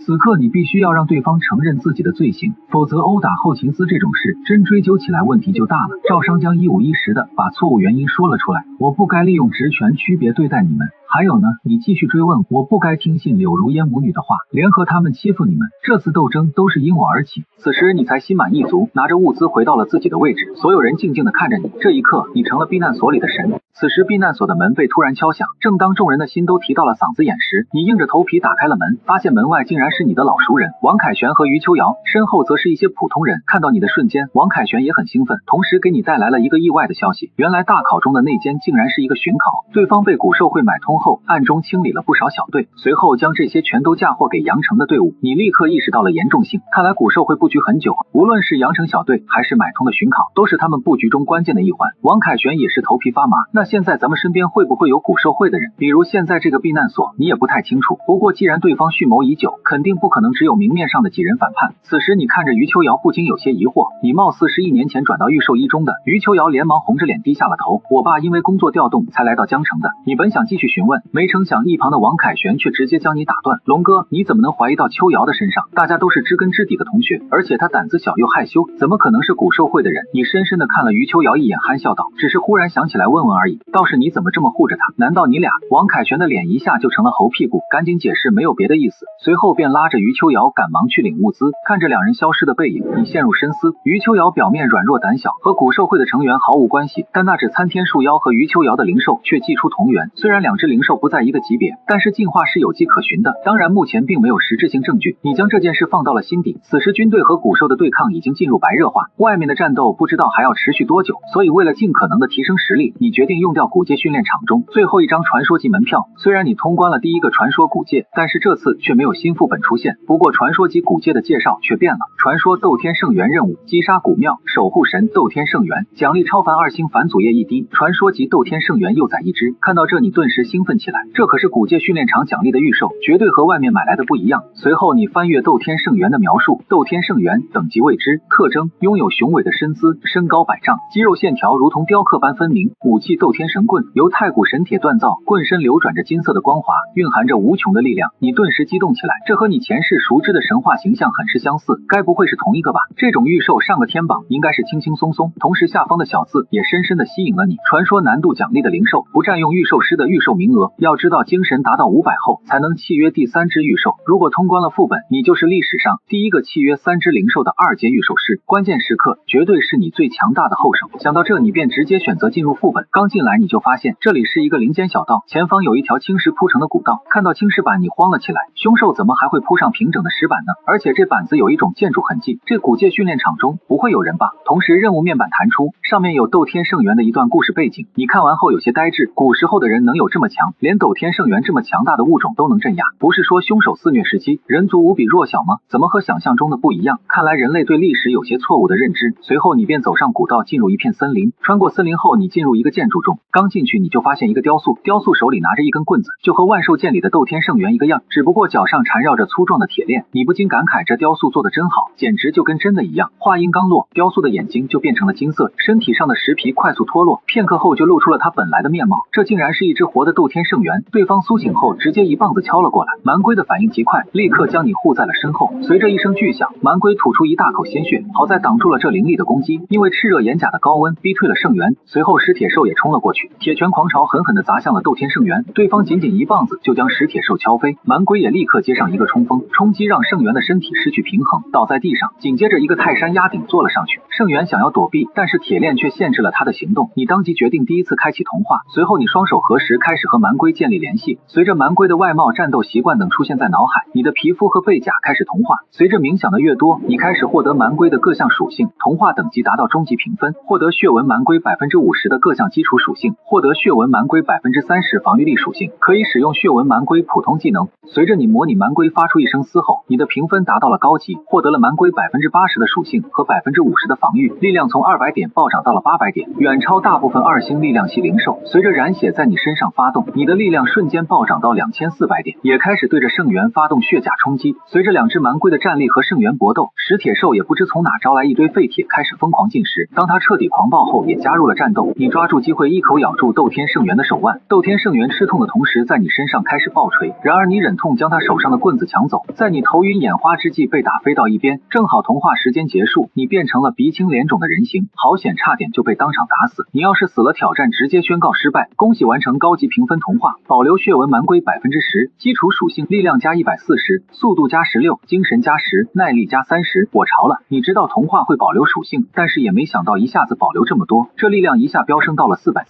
已经逼近3阶战士了。而另外一边，没了棍子的圣元战斗力大幅下降，片刻后被蛮龟用蝎尾抓住机会，对他注入了大量火毒。片刻后，斗天圣元轰然倒下，掉落了一地的各种基础属性。同时系统提示响起，恭喜成功击杀斗天圣元1/1000，请领取奖励：超凡2星返祖液1滴，传说级斗天圣元幼崽1只，同时还有你和灵兽的属性提升，额外获得远古界秘境探索度加1%，获得成就法天象地，奖励远古地阶斗天神棍技能书。看到如此庞大的信息量，你开始有些激动，现在才发现古界训练场的含金量1%的探索度就给了一本战士的技能书，而且还是远古地阶的，比现在的地阶那也是只强不弱。随后你便开始查看超凡1星的斗天圣元，血脉100%远古级，掌握基础棍法，武器精炼铁棍，虽然尚未展现斗天神棍的威力，但也堪比玄阶法宝。随后4维属性展现在眼前，你看着属性有点恍惚，超凡1星力量就能突破200，这猴子有点逆天了。你强忍激动，准备给圣元升星，因为你刚好有好几瓶超凡1星的返祖液，而圣元竟然需要5瓶，急速返祖更是需要6瓶。随后你直接使用6瓶返祖液，片刻后一阵光芒闪过，只见圣元已经返祖成功。斗天圣元等级超凡级2星，血脉100%上古级，特征类人的形态挺拔健硕，身高约3丈，肌肉更加发达，线条更加粗犷，展现出更加强大的力量，已经开始初步散发妖王的气质。棍术精通千变万化，武器精炼铁棍，天赋技能法相天地，常规大小与成年人等同，施展法相天地后可变成3丈高大，各项数值提升5倍。随后4维属性展现在眼前，这眼珠子差点瞪出来，这才进入超凡2星，力量就已经破千，而且法相天地再一施展的话就可以直接突破5000，真是猴子会武术，神马也挡不住。对方一跃成为你最强的御兽。随着你在现实中睁开眼，发现外界只过去了几分钟，随后你便找到养母，告诉他想出去看看，然而还没等你说完，养母当场就不愿意了，你太年轻，还没有经验，实力根本左右不了局面。王凯旋也凑了过来，龙哥，外面就连4阶强者都有陨落的风险，咱们这种2阶御兽师根本站不住的。余秋瑶也在一旁劝说，但是你心意已决，养父还在外面，虽然你帮不上什么大忙，但是肯定不会龟缩在这里。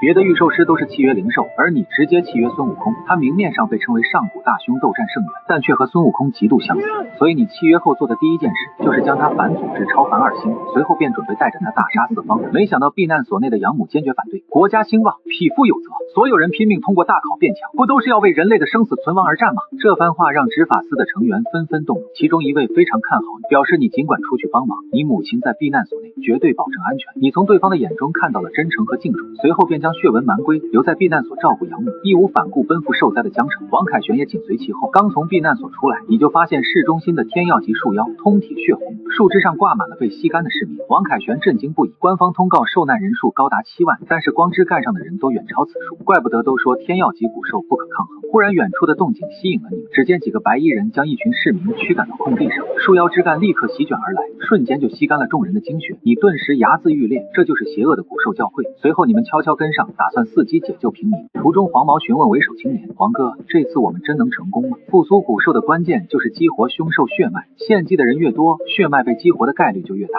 青年露出残忍的笑容，直到他们闯入一间房屋，将里面的普通人全都赶了出来，反抗者都被当场格杀。趁一个胖子成员在别的房间行凶时，你让石铁兽偷袭将其了结。为首的青年发觉后立刻冲了过来，手中的拳套亮起，这是4阶战士才能转职的拳法家。他立刻朝着石铁兽轰了过去，石铁兽却早已开溜。对付拳法家的是一根迎面敲来的大棒，青年仓促地挡住攻击，看清对方的嘴脸后，他暗自心惊，只因对方竟然是一只毛脸雷公嘴的猴子，类人的打扮却散发出古兽的狂暴气息。他有些摸不着头脑，不过也试探性地朝着圣元攻击。圣元的身法如鬼魅般闪避，同时手中长棍也刁钻地反击。片刻后，青年就被打得满地找牙。很快，圣元找到机会猛击青年的手腕，对方的防御出现了不小的破绽，下一秒铁棍灌顶而下，青年当场殒命。其他成员惊恐万分，这可是行动的主要负责人1/10，没想到竟然在这里被干掉。其他人纷纷想要逃走，但是都被石铁兽和圣元拦截。审问后，你才得知，原来古兽会派来7支小队，专门负责抓人血祭给树妖，以此激活古兽血脉。当得知至少要投喂30万人时，你和王凯旋倒吸一口冷气，他们竟想血祭整个江城。你一怒之下将古兽会残余的成员全都解决，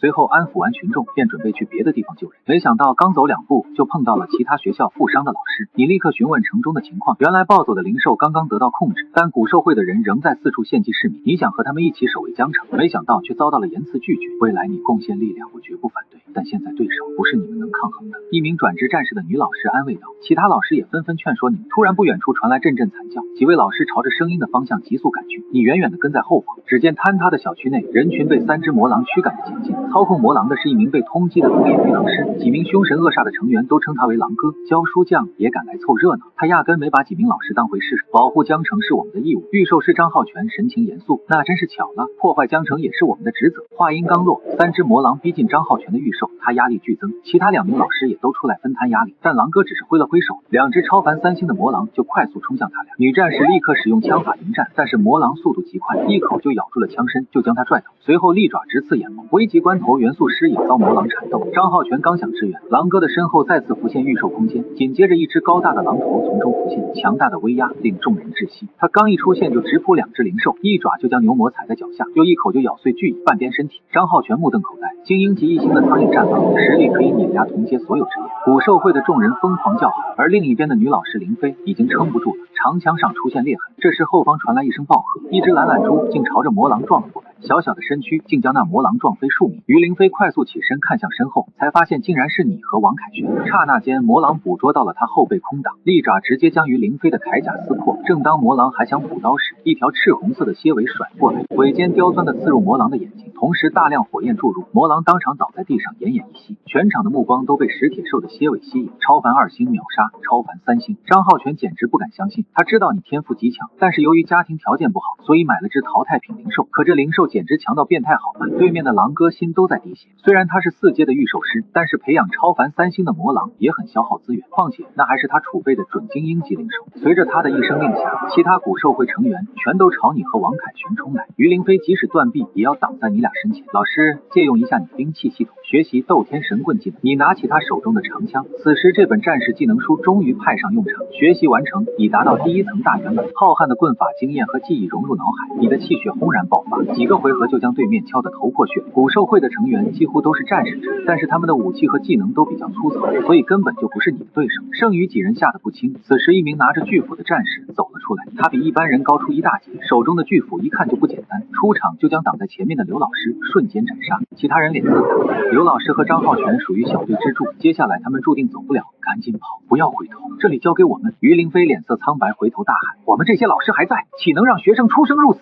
你顿感鼻尖一酸，古兽会把同胞当成猪仔献祭给古树，而老师却甘愿献出生命也要保护学生。谢谢你们想要保护我，但我们不是温室里的花朵。此刻你准备爆发全部实力，放心吧，龙哥刚才可是独自灭了一个小队呢。王凯旋凑到于林飞耳边轻声说道。狼哥见你走来，顿时狞笑起来，指挥双斧战士朝你攻来。你将全身力量汇聚在腰部，手中的铁棒瞬间如闪电般打出，震荡的力量之大，使得斧战士的右斧被震脱手。你抓住机会打向对方手腕，他的右手直接被打爆，剧痛使他分神之际，你将枪尖调转至前方，直接一击贯穿头颅。全场寂静无声。一名刚毕业的御兽师竟然杀了3阶的战士，但是只有你清楚，450点力量无法直接撼动对方。可是你的技巧熟练度很高，力量完美释放后造成翻倍的威力，才能在短时间内击杀对方。看着自己的队员伤亡殆尽，狼哥彻底坐不住，小子，你找死！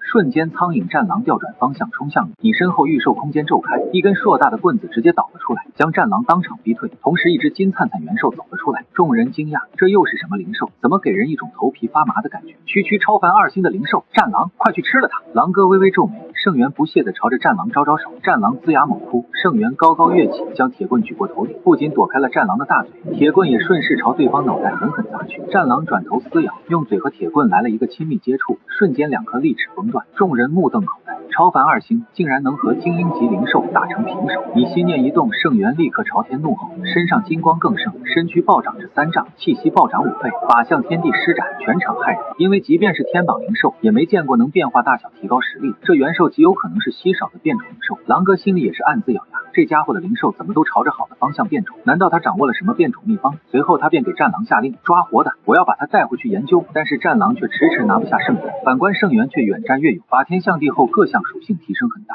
消耗了一段时间后，苍蝇战狼只是一个狡猾，被圣元逮住机会，棍子一挑将战狼击倒，同时铁棍表面开始亮起符文，棍子开始变大变长，裹挟灭世之威朝着战狼狠狠砸下，战狼身躯应声撕裂，周围的人全都头皮发麻。超凡2星竟然强杀了精英级异性，历史上从来没有这么离谱的事。狼哥的面容极度扭曲，瘫倒在了地上。张浩全几人快速跑来将狼哥制服，忽然天空出现一声巨响，众人立刻抬头看去，只见一道贯穿苍穹的巨大剑气，仿佛核武器般轰在了树妖的躯干。这难道是天耀级的剑道宗师？江城终于有救了！于凌飞等人狂喜，你张大嘴巴呆若木鸡，这分明就是养父的剑气。忽然树妖发出低鸣，整个江城开始剧烈颤抖，他的无数枝叶卷向老爸林长风，形成了遮天蔽日的红色罡风。可林长风只是往前踏了一步，就将红色罡风直接崩碎。你看得热血澎湃，老爸真的很强。与此同时，林长风手中的剑气呈现纯粹的白色，空间都开始越发的不稳定。树妖感受到致命的威胁后，立刻拼命抵抗，但剑气所过之处，空间割裂。树妖试图抵抗，但是树枝接触的瞬间都化成稀粉，天空仿佛下起了猩红血雨。随着林长风一声怒吼，裹挟着无尽的剑意冲向树妖，轰鸣声响起，树妖被劈成了2半，冲击波将周围移成平地。江城的人见到了久违的天空，林长风，你背叛古兽会，大执事不会放过你的！此时古兽会有人愤怒大喊，听到这句话，你顿时愣在原地，大脑此时一片空白。别人都喊养父叫林大勇，但是你知道他的真名叫林长风，可是背叛古兽教会是什么意思？你眼神复杂的朝着养父看去，虽然相隔得很远，但他似乎感受到了你的目光，露出了复杂的笑容，紧接着咳出几大口血后便消失在原地。你有一种错觉，这可能是和养父见到的最后一幕。古兽会开始撤退，灾难平息，军方和执法司开始解救平民，而你却第一时间回到避难所寻找养母，询问养父到底是怎么回事。没想到养母竟然告诉你了一个惊天秘密，她是临江州一把手的千金，手握别人难以企及的地位和资源，却不屑于普通人的追捧和赞美，反而将目光聚集在你这个穷小子身上。不仅在前往学校时专门和你坐在一起，甚至故意凑到你的耳边问出了一个埋藏在你心底的秘密。当古兽会撤退后，灾难平息，你第一时间去寻找养母，询问养父林长风的真实身份。没想到养母却说出了一个惊天秘密，这件事情竟然和你的身世有关。当年你的母亲姬妍可是出名的美人，和林长风、龙振邦发生了一些爱恨纠葛。她虽然最终嫁给龙振邦生下了你，但是当你们母子被古兽会抓走时，却是林长风第一时间出手。他加入古兽会就是为了救你们，只是后面不知道发生了什么。他在一个夜晚抱着你出现在我家门口，不过他曾经也说过，你的生母可能还活着。对于生母生父，你其实没有什么感情，反而对于养父母的情谊比较深。但是听到生母可能被关在古兽会，你依旧还是有一股莫名的冲动。随后养母交给你一张纸条，这上面是林长风朋友的联系方式，他可以对你的生活照顾一二，以后你就要自己生活了。你想叫养母跟你一起走，没想到他只是摇摇头，我要在这里等你爸回来，否则他就该着急了。正当你说不放心他的安全时，只见养母指尖汇聚起一点能量，轻轻一划，就将墙壁直接斩断。看着倒下的房屋，你有点懵。然而此时养母直接抱住了你，很多事情你现在还不懂，姬妍不是故意抛弃你的，我也是迫不得已隐藏实力，甚至龙振邦可能也没有你想的那么坏。本来想让你成为普通人生活，但是很多人已经发现了你的不凡，所以这条路你必须要走下去。入了此局，只能竭尽全力破开。你心中骇然养母强大的实力，但是他说的局到底是什么？难道连这样的强者都无法庇护？看来的确需要去见识一下外面的世界了。几日后，学校举办了毕业典礼，很多人都留在了大考区域那边，幸运的避免了江城的灾难。同时校长宣布升学大考放宽了名额，直接增加到了30名，全场学生立刻兴奋了起来。毕竟往年就算3所中学加起来也没这么多。听到这话，你顿时想起了什么，环顾四周后默默地低下了头。身边的王凯旋也发现了不对劲，因为大考活下来的人刚好只有30人，存活率是历年来最低的一次，怪不得会有如此宽松的政策。正当他想要把这个发现说出来时，你及时拉住了他，毕竟大家都沉浸在欢快的气氛中，这可能也是上面如此安排的目的。毕业典礼结束后，你和王凯旋被叫到了校长办公室，一进门校长就对你们的行为进行了表彰，毕竟你俩可是阻止了狼哥几人的祭祀行动。随后校长郑重地看向了你，千万要把斩杀古兽会精英的事情烂在肚子里，避免出去以后遭到对方的报复。接着你俩被带进一条暗道内，里面竟然还有一条深邃的通道，这里竟然是学校里的地下宝库，里面放着不少灵兽技能书和装备。王凯旋立刻双眼放光，这些都是给我我们的。校长听到这话都有点想打人，你想多了，学校可没有你家有钱，你俩可以一人挑选一件。在一阵眼花缭乱的挑选后，王凯旋拿了一本图属性的预售技能书，而你却挑选了一根不知道什么材质的棍子。毕竟日后同化圣元时也需要一把趁手的武器。校长此时脸都绿了，因为这棍子属于真正的镇库之宝，属于顶级的地阶武器。不过此时他也只好忍痛割爱。几天后前往临江市的巴士出发了，沿途有龙岩特遣队进行护送。有些骚包的人不愿意和众人挤在一起，便开着私家车跟在后面，毕竟这样会安全一些。没想到正准备发车时，苏晴却直接走了上来，所有人的眼睛都看直了。没想到堂堂公主苏竟然和他们挤巴士。然而苏晴没有看任何人，径直来到了你和王凯旋这排，随后坐在了靠窗的位置。你们这里瞬间成了全车的焦点。王凯旋此时有点好奇，苏晴你怎么没坐私家车啊？你开玩笑的问道，是不是因为想跟我坐在一起啊，才放弃了更舒服的私家车？但是你笑着笑着就僵住了，因为苏晴正直勾勾的看着你，并且还在慢慢靠近，直到两人脸庞距离不到20公分时才停下。正当你有点顶不住这么近的距离时，苏晴忽然凑到你的耳边，甚至能感觉到她鼻子碰到了你的耳朵。随后一道极其细微的声音响起，听说你杀了古兽会4阶的御兽师。听到这话你心里一紧，校长和那几名老师多次警告过，这件事千万不要对外乱说。你顿时微微侧头看向苏晴，没想到由于距离太近，嘴唇好像轻轻擦到了一下，苏晴的俏脸立刻出现了淡淡的红晕，同时紧张地缩回了自己的脑袋，一道想杀人的目光朝你看来。你顾不得道歉，赶紧转移话题。苏晴同学又在开玩笑，我怎么可能杀得了4阶御兽师？精英级的灵兽有多强你不是不知道，咱们这个学生哪个能打败这种强敌啊？苏晴眼眸微动，白了你一眼，仿佛在说你看我信吗？后排的同学此时心里炸开了锅，刚才那两人在干什么？他们在后方只看到苏晴亲了一下天生，然后天生竟然反亲了回去，这两人啥时候走到一起了？天生这种穷鬼竟然攀上了高枝，那可是临江州州长的千金啊！不知道有多少人赶着往上高攀，却根本连门缝都没给力。看来他能通过大考，就是因为傍上了苏晴，真是太羡慕了。当巴士开到中途休息的地方时，一件意想不到的事情发生了。当龙岩特遣队也在休息吃饭时，你却看到了那个被你训斥的女队员，对方正在手舞足蹈的和其他队员讲什么事儿。正当你好奇的走过去时，却发现对方正在表演你当时训斥他的场景。当时也就是你们没在，那个学生一脸幽怨的样子，搞得好像是被我甩过似的，同时还一脸严肃的质问我，加入你们有什么用？你们连个江城都保护不了。他一边板着严肃脸，一边又模仿着你的声音。立刻一个男队员就冷着脸问道，哪个学生这么猖狂？被我看到他非要教训一番，让他知道什么叫做龙岩特遣队。你看到这心里已经开始打鼓，立刻转身就要离开，没想到那名女队员转身就看到了你，立刻眼神中闪过一丝狡黠，可冲过来扯住了你的衣服，一把就把你拽了过来。你可是有着500点力量的学霸，在对方手里却跟个小鸡仔一般。随后对方指着你喊道，当时就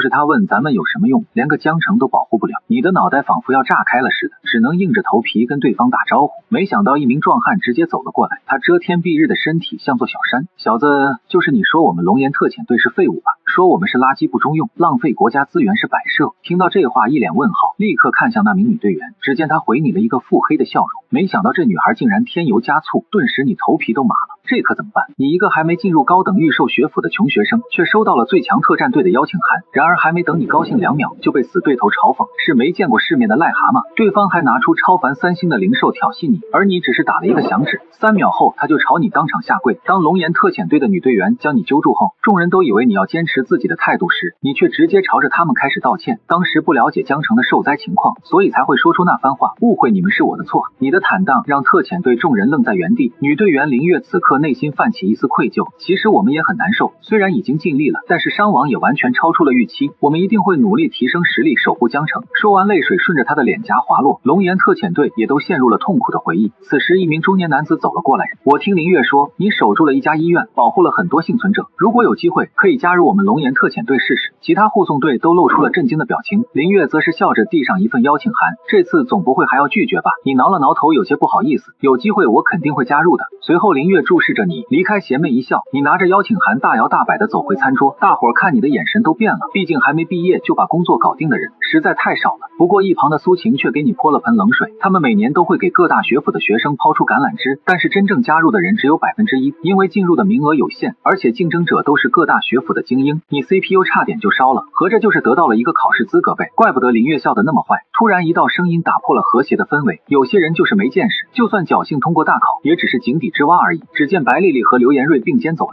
竟然把一张烂大街的考试资格当成正式录取，井底之蛙就是井底之蛙。白丽丽继续嘲讽，你的眼底浮现一缕怒意，这顿时让他想起避难所的遭遇，赶紧躲在了刘延瑞的身后。刘少保护我，他又想打我。刘延瑞正愁找不到装逼的机会，瞬间就召唤出一只全身冒火的狐狸。围观的众人有些惊讶，王凯旋等人也有些不可置信。燕尾妖狐，这小子竟然把御兽进化到了超凡3星，怪不得忽然敢挑衅龙哥。龙岩特遣队则是在一旁安静的吃瓜，看来咱们的情报没错，刘延瑞的实力至少能排到上游水准了，是个值得注意的好苗子。中年队长有些欣慰的说道。然而一旁的林月却持反对意见，我和你们的看法不一样，我觉得龙天生才更值得咱们关注。忽然旁边一个男青年窜了出来，林妹妹，要不然咱俩打个赌，看看龙天生和刘延瑞到底谁更强，我赢了你就做我女朋友，如果你赢了，我就把收藏的玄阶上品长枪送给你，怎么样？林月的火爆脾气自然忍不了，行，赌就赌。听到这话，青年立刻来了精神，毕竟林月追求者无数，要是成了女朋友自然是一件美事。见此，青年立刻朝着刘延瑞喊话，如果你打赢了龙天生，我送你一瓶超凡3星的进化药剂。刘延瑞听到这话也愣了愣，这是把他架起来了，不过这也正中他下怀，我一定不辜负你们的期待，待会儿我会狠狠地教训龙天生。林月在一旁直接炸了毛，冯思聪，你耍赖。林月见状也按耐不住朝你大喊，天生，只要你赢了他，我也送你一瓶超凡3星进化液。此话一出，全场哗然，3星进化药剂价值100万，龙岩特遣队的人果然都是大手笔，然而你却当场不乐意了，进化液还不值得我出手，我想要2粒精神运养丸。林月听到这话顿时一脸黑线，一颗精神运养丸就堪比一瓶进化液，而且张嘴就要2颗，但是为了长枪，他也果断同意。苏晴有些意外的看了一眼林月，这女生竟然为天生付出这么大的代价。场上刘延瑞轻蔑的笑道，这次你可没有那么幸运了。你微笑着打了一个响指，御兽空间骤然浮现，蛮龟和石铁兽双双出现，众人立刻反应过来，怪不得龙天生这么有自信，原来是有2只超凡2星的御兽，这实力的确算是拔尖了。龙岩特遣队的众人也都正色起来，不过冯思聪依旧不以为然，真以为2只低阶御兽就能打过燕尾妖狐。林月你觉得呢？林月没有说话，因为他现在的确有点后悔，精神运养丹倒是无所谓，可是龙天生的胜算实在太低，如果输了当花花公子的女朋友，这还不如杀了他。另一边，场上刘延瑞直接动手，指挥燕尾妖狐冲杀过来，给我烧死他们！妖狐的尾巴用力一扫，立刻大面积的火焰迸射而出，众人本以为2只御兽会落荒而逃，结果你却直接朝着蛮龟大喊，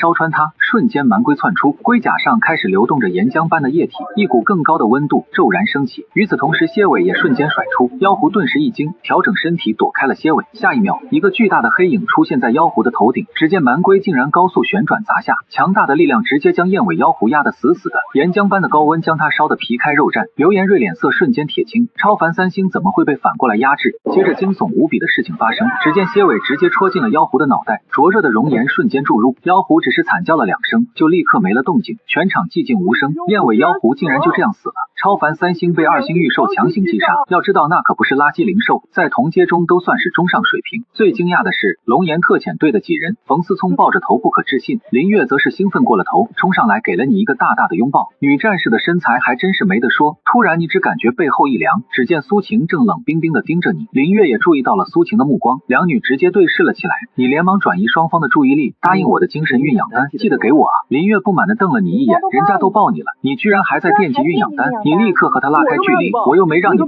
你可没这么香，别想用这个抵债啊！林月撅起小嘴有些气恼，随后直接将2颗丹药拍在你手上。好家伙，价值1000万的东西竟然随身携带，这个林月不可能只是队员这么简单。此时龙岩特遣队的一名小伙嘲笑道，狡猾的小子，你也有犯蠢的时候，傍上林月这个小富婆，你就算把丹药当糖豆吃都没问题。听出言外之意后，你冷哼一声，再富能有我家苏晴富吗？众人顿时齐刷刷的看向你，难道他已经傍上苏晴这个超级大富婆，所以瞧不上林月这个小富婆？这可是大新闻，众多男同学此刻恨不得立刻把你撕碎，你却转身离开不做解释。苏晴在一旁微微皱眉，说这些占便宜的话，到时候倒霉的可是你自己。在车队继续出发后，连续行驶了7天7夜，你们终于到达临江市，学生们开始3、5成组的去报道。你的身后方安和和赵志刚也在，他们站在刘延瑞的身后，一群人全都目光不善的盯着你。刘延瑞双眼通红，这次我一定要让他付出代价。在临江市没有人脉和资源，就和踩死蚂蚁一样简单。而你们几人耗费周折，终于来到了高等御兽学府。只见学校大门犹如巨兽盘踞，在阳光的照耀下，